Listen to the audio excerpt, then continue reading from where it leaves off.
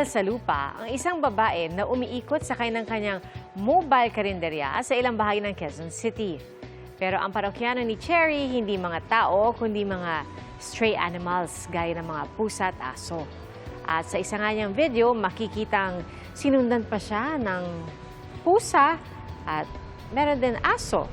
Agad huminto si Cherry para pakainin itong pusang ito na tumatakbo. Too fast.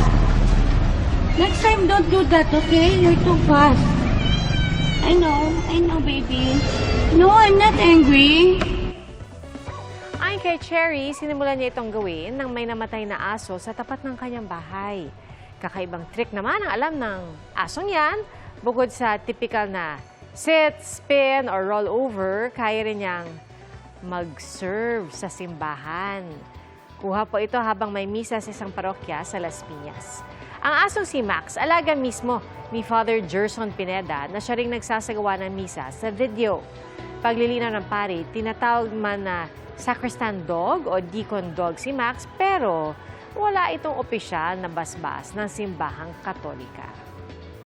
Mga kapuso, maging una sa saksi. Mag-subscribe sa GMA Integrated News sa YouTube para sa iba't ibang balita.